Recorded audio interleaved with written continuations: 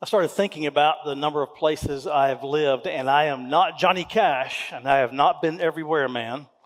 But lived in Citronelle, Alabama. Then I lived in Auburn, Alabama. Then Oneonta, Alabama. Moved to Wilmore, Kentucky. Then to Cynthiana, Kentucky. Those places I sort of lived by myself, sort of, for the most part, until the last part of my years in Cynthiana, when I got married and shared an apartment, townhouse apartment, with my wife for about 6 months. And then from Cynthiana, Kentucky, I moved to a place called Scotts Ferry, Florida. Only like 3 people know where that is, right? Scotts Ferry, Florida, I moved south of Montgomery, a little community called Snowden. Then moved to Dothan in '99. And then just a few years ago, it was actually the COVID year, I moved to the suburbs of Midland City. Anybody been to the suburbs of Midland City? There's a lot of us out there. People are flocking to the suburbs of Midland City, by the way. So I started thinking about, I think it's 9 places that I have lived. And strictly, this is just Kyle's opinion, Kyle's thinking. I am not speaking for my wife. Let me clarify this. Not speaking for my wife when I say of these 9 places, 8 of them I wouldn't mind staying in for a longer period of time. Like when my time has come and I no longer can be very active and being the old preacher thing, though there's 8 of the 9 places I would not mind going back to if I needed to do that, to retire, to have a place to live. And it's not about location. You know what? It's about the people that I encountered at each of those locations. Okay, full honesty. Auburn would be about the location. That would be about the location, right? But everywhere else is about people. But the people I encountered, the people that are still there, they're sort of a draw towards. You know, still have connections there in most of those, in 8 of those 9 places, really have strong connections in 8 of those 9 places. Now, when we moved to Midland City, which is where we currently live, about 4 years ago, it was about location, right? We wanted a little bit more land, a little bit more to have access to. It's not, instead of having, people five feet away from you on either side. Nothing wrong with that, but we had done that for 20-something years, so we want a little bit change. So our neighbors are, still neighbors, but they're not. I can't. They're probably one neighbor's like a driver away, right? I have nobody within a pitching wedge, I'll tell you that, right? So I have neighbors, but they're far enough away where I don't see them and don't hear them and all that other stuff. But we love the land. That's why we chose that. Now, many of us in this room, and some of you watching online, where you're living today, many of you chose it because of the location. Location because it was either close to your own family or close to other families. I've heard that mentioned before. We love being in a community where there's literally a community of families. So our kids have other kids to play with, all that other stuff.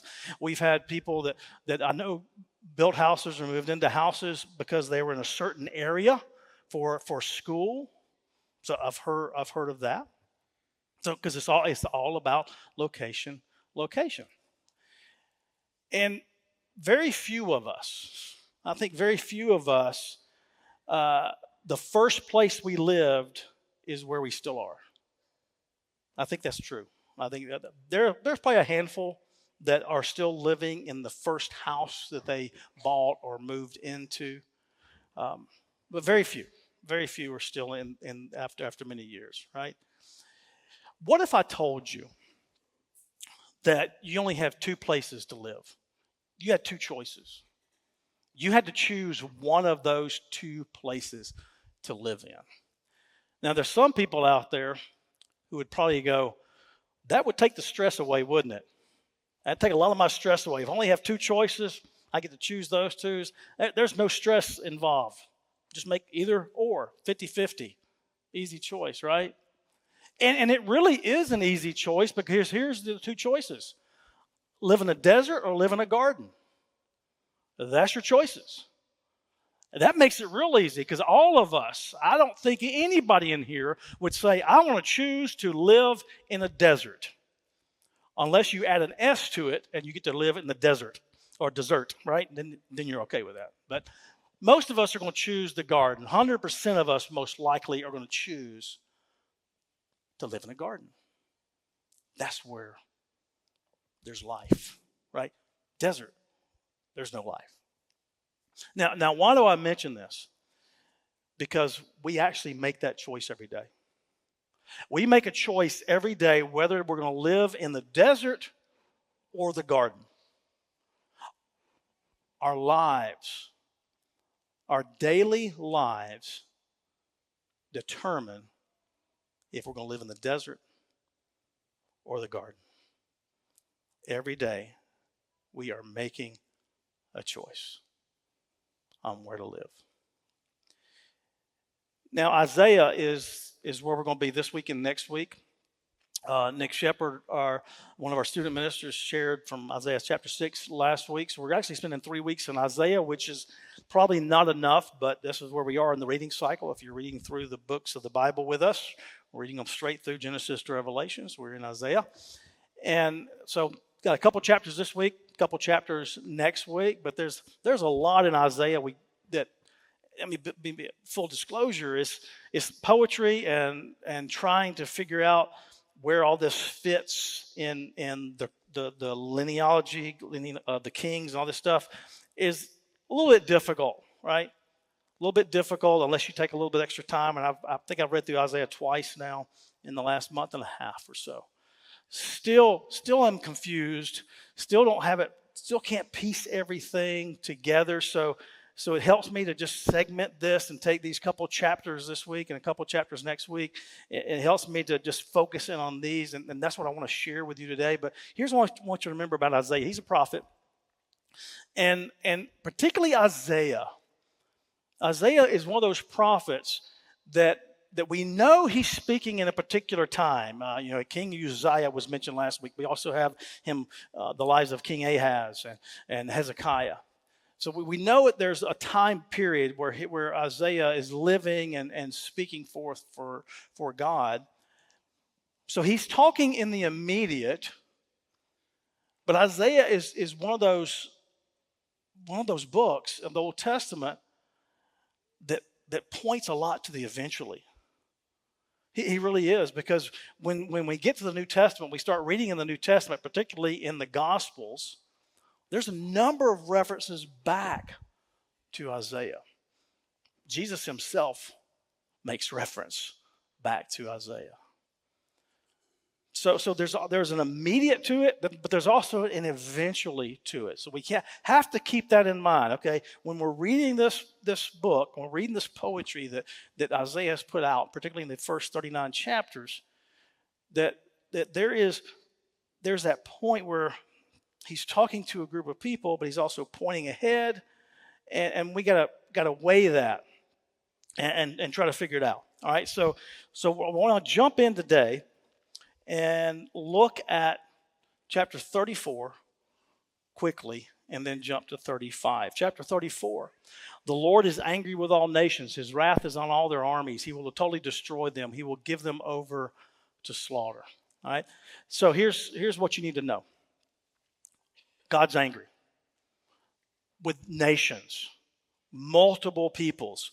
Why is he angry? He's angry because those nations have chosen to reject him, ignore him, or have another God with a little g. We don't have a problem with a couple of those. Most of us would not in this room would not reject God. If we would reject God, we probably would not be in here today. But many of us may have a problem with replacing the big G God with a little g. And here's what I mean by that. Because whenever you do anything, whenever you say anything or put anyone or anything above big G God, then that becomes a little g God And that's taking his place where he rightfully needs to be. And that could be anything. That could be what we say, what we do, how we act. That could be anything. And I'm not going to dwell on that, but just make you aware of that. That the Lord is angry with all nations because they are rejecting him or they're replacing him. That's why he's angry. Then I want to jump down to verse 9. Edom's streams, because the Lord's angry, here's what happens. Edom's streams will be turned into pitch. Now, Edom is mentioned as a country here, but Edom could very easily been any nation. Any nation would fit into the rest of this story. And in fact, the rest of 34, Edom is not mentioned, but it's sort of assumed, which also means that it could very easily be any nations that had rejected God, that had turned away from God. All right? Edom's stream will be turned into pitch, her dust into burning sulfur. Her land will become blazing pitch. It will not be quenched day or night. Its smoke will rise forever. From generation to generation, it will lie desolate. No one will ever pass through it again. So here's what you need to understand about chapter 34. This place, Edom, or we'll put any other nation in there, was a garden. And they got turned into a desert. Why? Because the Lord was angry at them for rejecting him, replacing him, ignoring him. That's why it turned into a desert. It was a wonderful place, and then it became a desert. Now, what has happened up through Isaiah, particularly most of the previous 33 chapters, that there's been a number of times where judgment has been pronounced on nations, on peoples. And so here's this culmination here in chapter 34. This is what happens. This is a culmination of that judgment from God. That what you have been accustomed to living in is now a desert because of the choices you have made. Particularly the choices that came to whether you honor me or not. All right? So this is a contrast. 34 and 35 are contrasting chapters. And so when we look at 35, we're going to be doing something different. We'll see a different place. Obviously, if Edom or other nations was a garden that turned into a desert, what's the contrast? We're going to find a desert that turned into a garden. When I hope that those of you who have chosen, took your time and didn't jump quickly into it, but found a wonderful place to live, I hope that you find joy in the place that you live right now. I know I do. I do. And I know just all you got to do is spend 5 minutes with my wife, and she will tell you that. But my joy comes from having something to do outside. Majority of my job is an inside job. So I love the opportunity to go outside and do stuff. Cutting grass, taking care of a pasture, getting weeds out of the pasture, getting weeds out of the yard too. And we actually put some new sod down recently, just cultivating that and making sure that stays green and all this other stuff. So I love all that. I'm not stupid though. I wait till it gets cooler in the evening before I do it. Like I got some weeding stuff to do. It's going to happen tonight. It's not going to happen like in 2 hours. I'm not stupid, right? Although I stood outside in the breezeway for about 30 minutes and sweated about 5 pounds off a while ago, but that's another story. All right.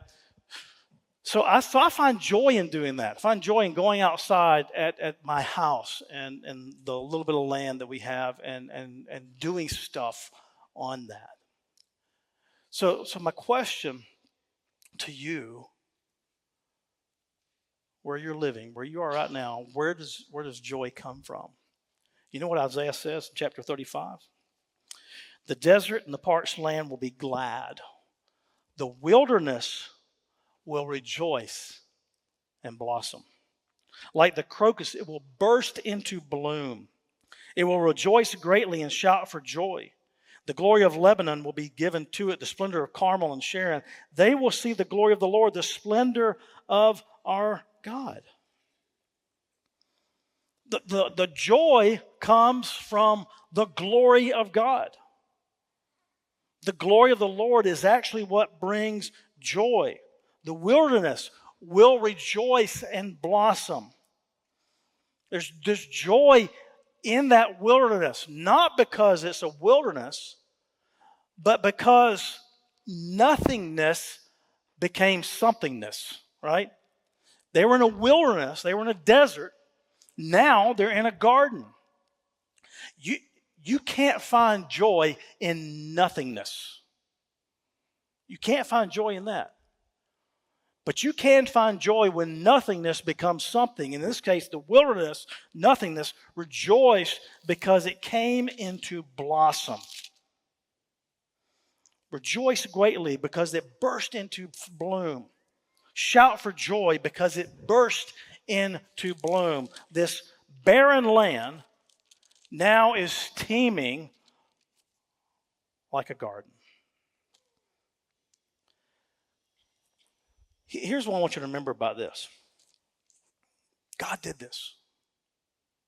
God did. The glory of the Lord did this. See, you can't produce joy on your own. You cannot produce joy on your own. Joy is a byproduct of God's presence in the world. Joy is a byproduct of God's presence in our lives. What happened to those who tried to have joy on their own? Chapter 34. They became a desert. They became desolate. They put the trust in themselves. They became a desert. They became desolate for generation upon generation upon generation. Their trust was in themselves. Became a desert. Desolation. Generation.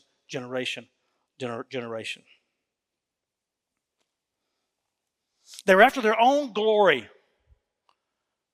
Desolation. Generation after generation.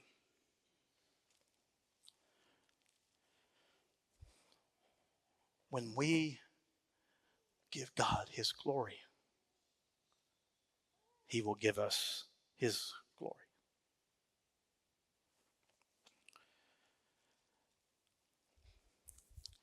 So this new thing that is happening, this garden, whenever you go into something new, okay, you had this wilderness that turned into a garden, this desert that turned into a garden. This new thing is happening.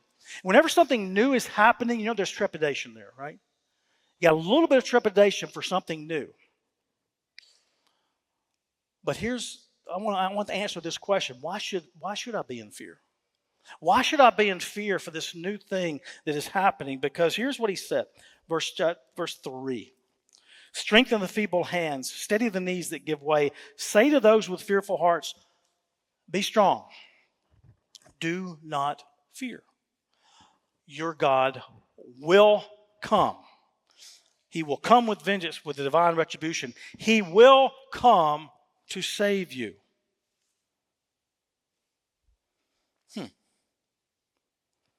Fear not. Fear not. Don't be strong. Don't fear. Now, some of us who have been in church a long time, at some point we've heard probably 100 times where some pastor or a preacher will tell you, it's 365 fear nots in the Bible, or 366, depending on if it's a leap year or not, right? So why is there that you don't need to fear every day? That's why there are that many. I'm not going to go there, but I am going to mention that this idea of do not fear is from Genesis to Revelation. You will find that phrase in some form or the other from Genesis to Revelation. In Genesis, Isaac, who's going through a tough time, I think it's Genesis chapter 26, God tells him, do not fear. Joshua, who's about to take over the nation of Israel after Moses had died, God says, do not fear. Jesus, when he's walking on the water and steps on a boat when the storms are raging, he says, do not fear. In all those situations, whenever God said do not fear or Jesus said do not fear, the reason they said do not fear is because I am with you. Isaac, I am with you. Don't be afraid. Joshua, take courage. You will lead these people. Don't be afraid because I am with you. Jesus to the disciples, as they were scared that their boat was going to be swamped and they were going to drown, Jesus says, don't be afraid, guys. I am with you. I am with you.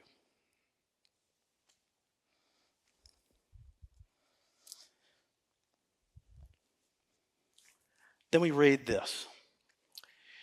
You know, we look for joy.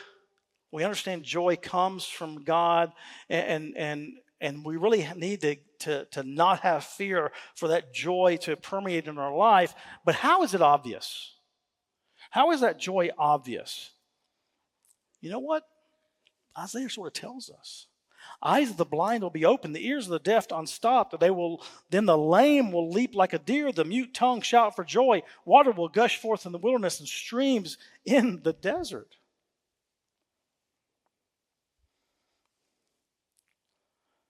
How will it become obvious? God's going to make it obvious. God's going to make it obvious. He just said, God will come. God will come. He just said that in verse 4. Your God will come. He will come to save you. And when God comes, what happens?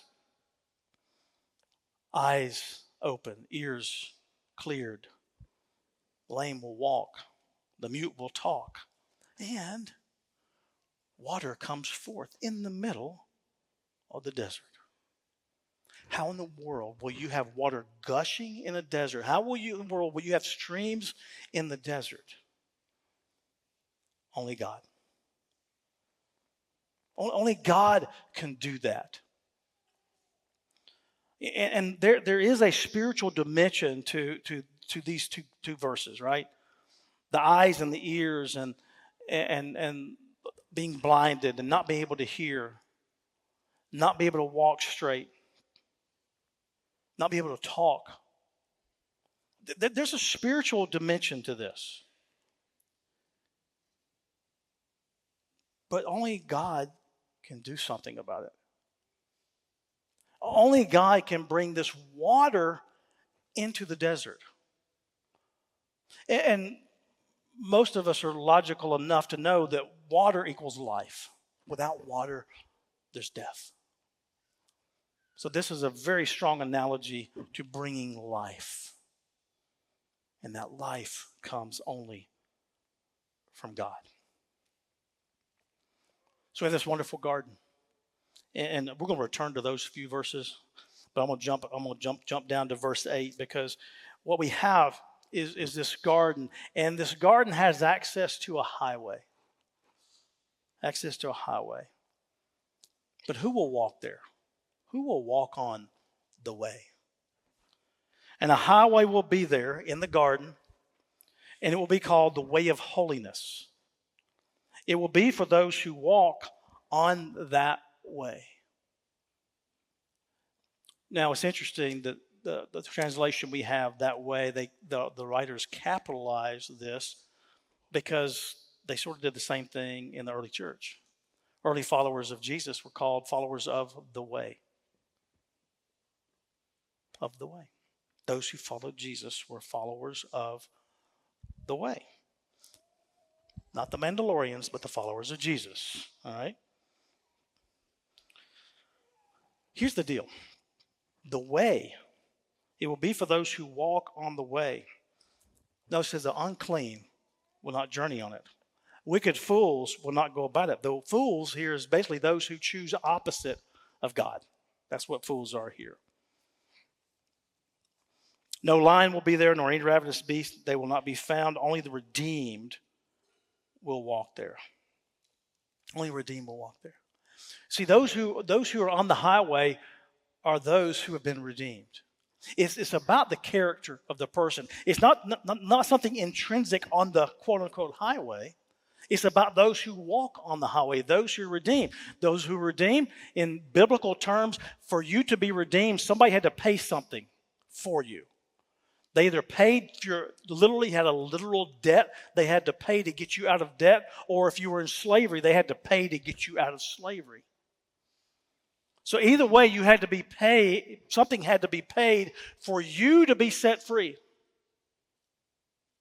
And in the case of what we're talking about here, in the talking of mentioning of what's going on earlier, something had to be paid for you to be refreshed, for those streams of water to be flooding in your life. The early Jewish folks made a pilgrimage every year, multiple times, about at least 3 times a year, to Jerusalem.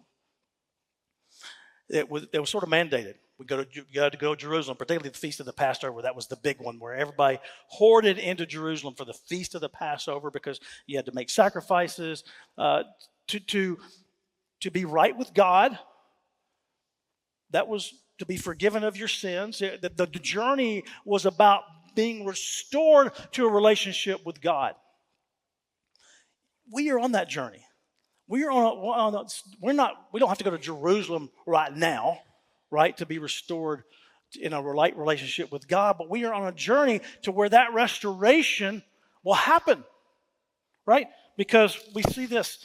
They will enter Zion with singing. Everlasting joy will crown their heads. Everlasting joy. That's the final restoration, the final ending point of where we're going to head. Gladness and joy will overtake them. Sorrow and sighing will flee away. So that's the end result that we're all looking for. We're all looking for that day when we are restored to God. There will be no more grief. There'll be no more mourning. We'll have everlasting joy. That's our ultimate goal. At least that's what I hope is your ultimate goal. But here's what I want to pick up on today. And this is where I struggled a little bit the last couple weeks, looking at this, trying to figure out where God wants to move in our lives.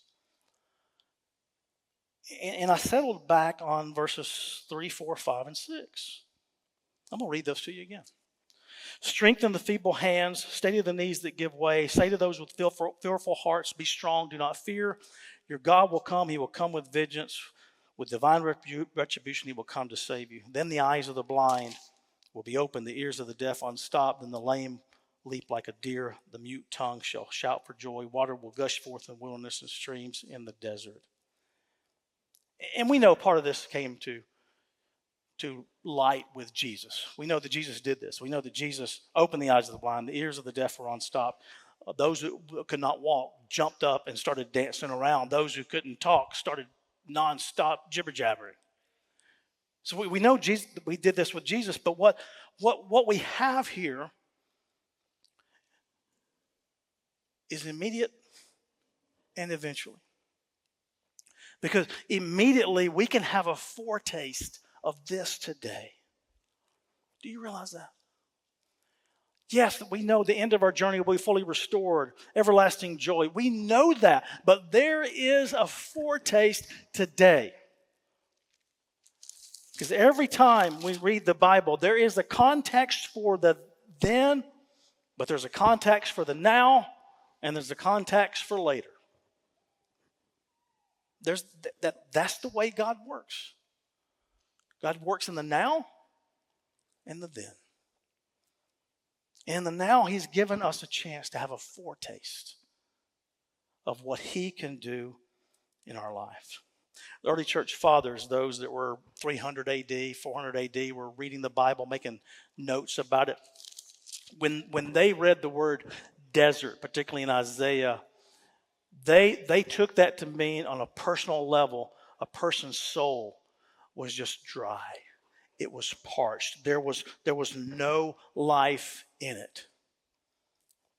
And I think all of us in this room can attest that there is times in our lives where we've been in a desert place. That our lives have desert places in them. And we long for the point to where we can embrace and experience that beauty. And we can experience the bloom. And because of grace, we can. We can experience that. We can experience those signs of hope that are out there in the garden. You see, we have a God that has come. Your God will come and will come to save you. We have a God that has come to bring us refreshing. He's come to bring us refreshing. It is something only God can do. Only God can make those streams in the desert. Only God's the one that make the blind see, that can let the deaf hear, that can help the lame to walk again, and that can give the words to a person to speak. It's only God that can strengthen those hands and that can straighten out the knees. Only God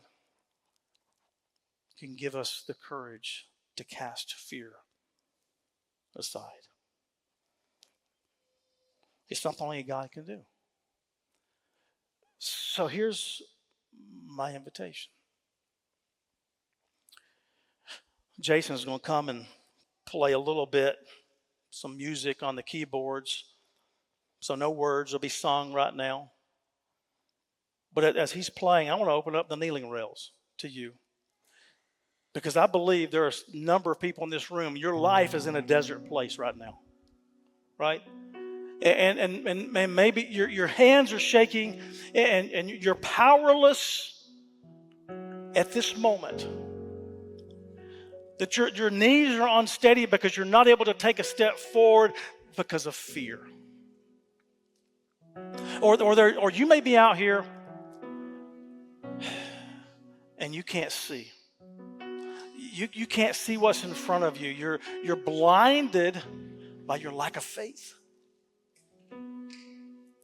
And you can't hear the voice of God speaking to you, so you're deaf. And you can't take the next step on your faith journey.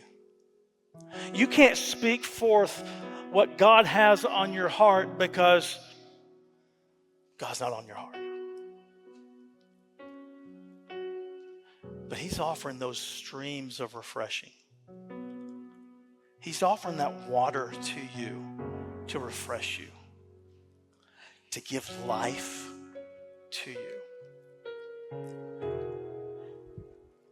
The song that Jared's going to sing in a few minutes, that's not going to bring life to you. Only God can do that. The person sitting next to you can't bring refreshment to you. Only God can. And I want to invite you to kneeling rails for this reason only. Because you can stay at your pew, you can sit at your seat. Obviously, if you're at home, you can't do much. You can stay at home. But if you're here in this room, you can stay at your seat and you can pray and ask God to refresh you during this time of your parched life. But there's something about when you take a step out. When you take a step out and you kneel before God away from everybody else and say, it's you and me right now, God. It's you and me. My spouse can't help me. My kids can't help me. My parents can't help me. My brother, my sister, my best friend cannot help me. I'm in a desolate place. There's a part of my life that needs refreshing. And God, only you can do that. When you set yourself apart, God has promised that when we seek Him, He will be found. He will find us. He will come to us when we seek Him. Set yourself apart. That's what holy people do. Holy people set themselves apart. it's those holy people that are on that highway to the garden forever. So I invite you, as Jason continues to play, I invite you to come and kneel. Take a few moments here before the band starts playing. God, in these moments, just come. Come by your Spirit to refresh us. Refresh those of us who need that Spirit for strength. A Spirit to steady us, a Spirit to save us, a Spirit to give us new life. Come, Holy Jesus. Come now.